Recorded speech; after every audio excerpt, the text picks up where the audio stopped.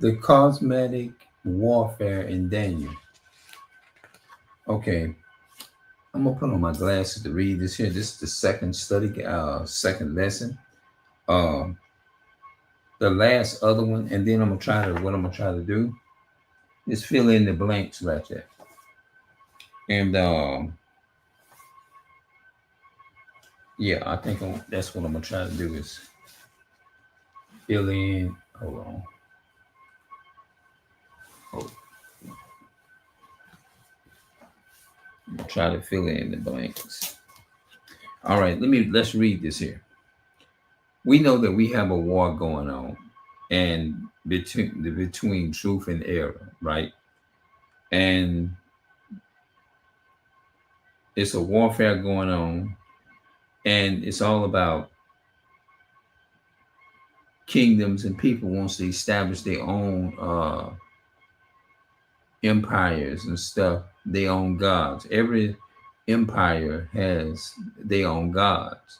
It's just sort of like a culture, but which one of them is true? Cosmetic warfare. It sounds like something coming out of Star Wars. Yet strange as it may seem, the book of Daniel reveals a cosmetic warfare going on behind the scene. The rise and fall of empires and kingdoms are not simply happening in the world in the in world history. Okay, empires, rise and falls of empires and stuff like that. Okay, so we know all these empires refers to so-called white people. They have went around the world, and that's what it all evolves around. They went around, they goes around the world, and everything that they get, they don't ask you for it. Even to this day, if you look at Esau, Esau never, whatever he wants, he takes it. He takes everything through violence. Everything, think about it. The so called white man got everything through rape, robbery, murder, not in an honest way. You can look this up in history, and everybody and anybody knows that the so called white people, matter of fact, we never got along with them in the womb. We never did. All right, let's keep going. I'm gonna come back and I'm gonna break some more of that down. In order to understand any book, one needs to ascertain, first of all, what is the main theme of the book, what the book is trying to reveal. In this lesson, we will draw aside the curtain and see that the central theme of the book of Daniel is the cosmetic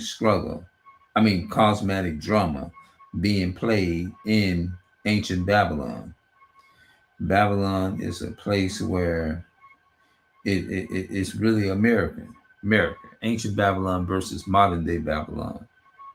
What happened there is symbolic of the final great conflict, which the prophecy of Daniel point points out will take place in the end time, as lesson one revealed.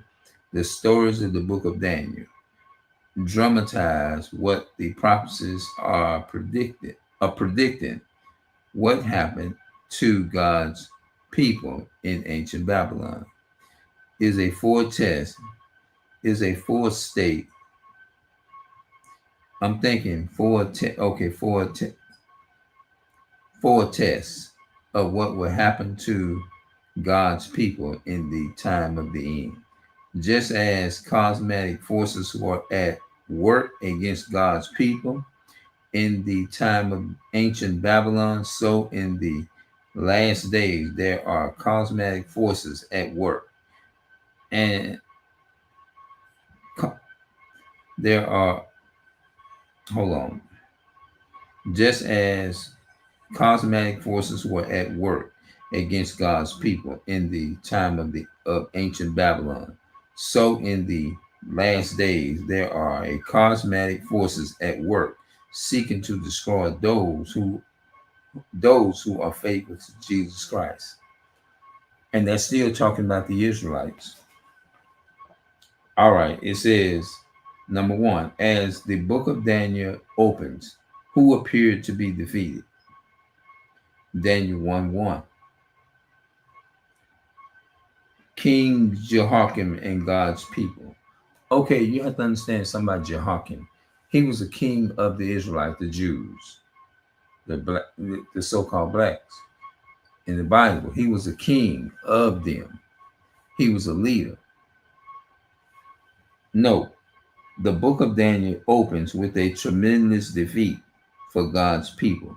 Jehoiakim, the king of Judah, that's what I just said, is delivered unto the hands of King Nebuchadnezzar of Babylon, and and the people of God are taken into captivity. That's my slavery. It appeared that evil Babylonians are winning in the struggle with God's people. In the world today, evil often seems to triumph and good seems defeated. Daniel reminds us that the same theme truth in his day also. As the book of Daniel opened, who appeared to be King Jehoiakim, King. Oh, I probably can say God's people, King of Judah. I can put Judah there. It wouldn't matter because Judah was God allowed the enemy to be defeated by the heathen king. Nebuchadnezzar was a Babylonian king, and he took the Jews into what they call captivity, but it really means slavery. He took the Jews into slavery because God allowed that to happen, because it was because they had broke the commandments of God, but it was a test too at the same time. So I'm gonna put, although let's read what the hold on. Let's read Daniel 1:1.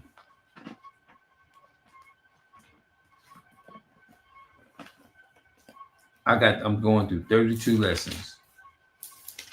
How many of y'all think I should do all 32, read and go through the whole thing, or all the 32 lessons on video? Let me know in the comments, because I need to go over it myself. Okay. In the 3rd year of the reign of Jehoiakim, king of Judah, came Nebuchadnezzar, king of Babylon, unto Jerusalem and besieged it. In the 3rd year.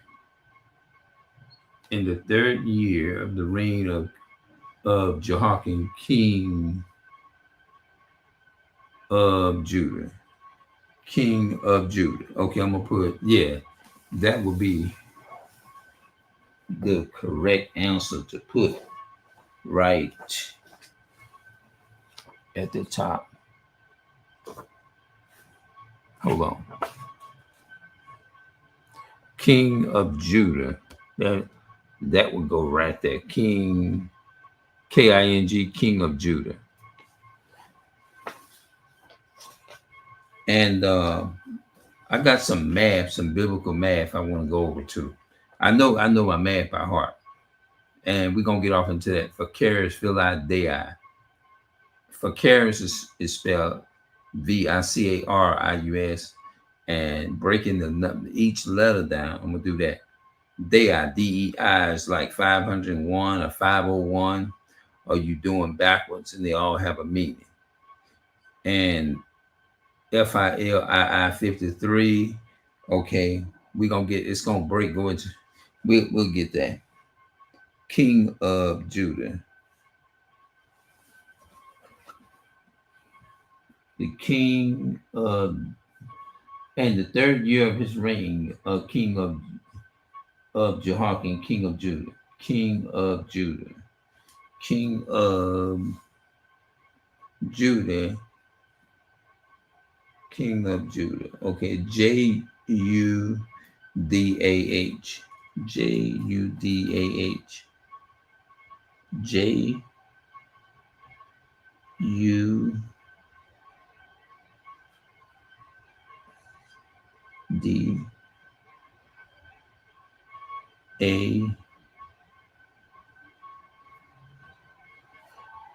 Judah. Judah. Judah. All right. Note, the book of Daniel opens with a tremendous defeat for God's people. Jehoiakim, the king of Judah, is delivered unto the hands of King Nebuchadnezzar of Babylon. The evil Babylonians are winning in the struggle with God's people. In the world today, evil often seems to triumph and good seems defeated. Daniel reminds us that the same truth in his day also. What ultimately happens to God's people? Daniel chapter 12 and 1. God's people will be Daniel 12 and 1. Let's look at it. Daniel 12, 1. I'm going to hyper in it too. So Daniel 12.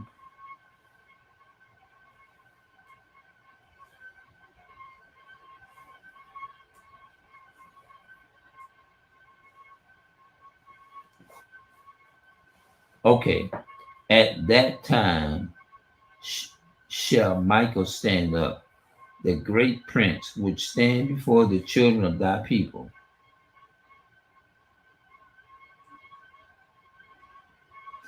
And there shall be a time of trouble, such as never was, since there was a nation even to that same time. And at that time, thy people shall be delivered. And at that time, thy people shall be delivered.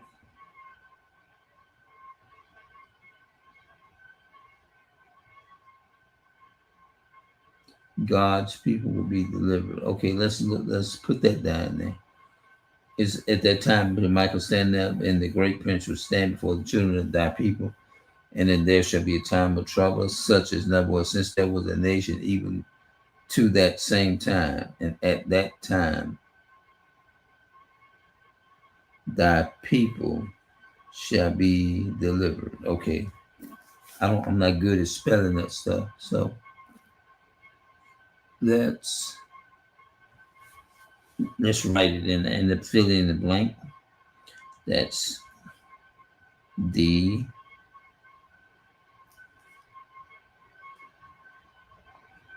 E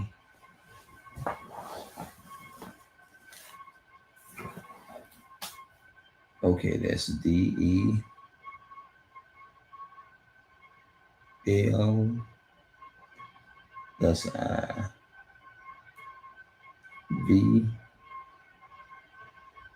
E R E D. God's people will be delivered. Note, here's the answer up under the bottom.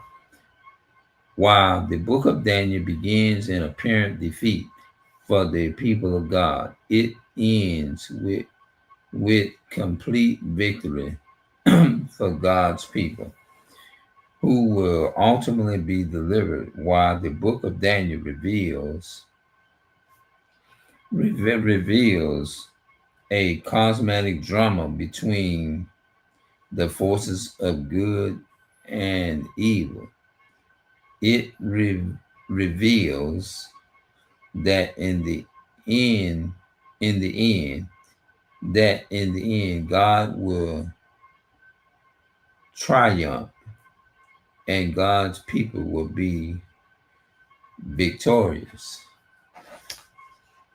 Let's go down to the bottom. This was two so far. The book, the mighty deliverer of the book of Daniel. The mighty deliverer of the book of Daniel. The theme of the book of Daniel is the cosmic struggle between the forces of good and evil. You know, the valley in this instant is Satan, the deliverer. The deliverer is Christ. Just as ancient Babylon, so will he. I'm falling asleep on this, y'all.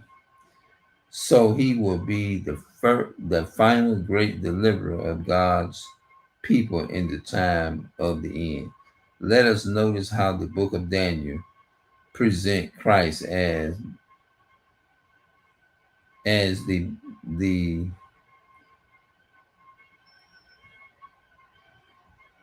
okay, hold on. Let us notice how the book of Daniel present Christ as the mighty deliverer of God's people. It's all about delivering God's people. All right. After Nebuchadnezzar cast Shadrach, Meshach, and Abednego into the fiery furnace, how many people did he see? You know, so I'm gonna read number page 3 tomorrow. So we got these easy parts out the way. God's people will be delivered. The king of Judah appeared to be defeated. God's people, they was conquered, meaning that the other nations overcame them.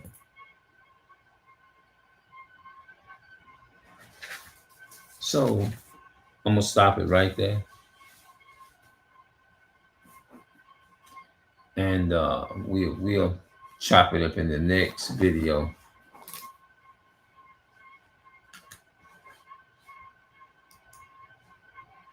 I'm gonna see y'all later. The cosmetic warfare in Daniel 2. That's what I named the video.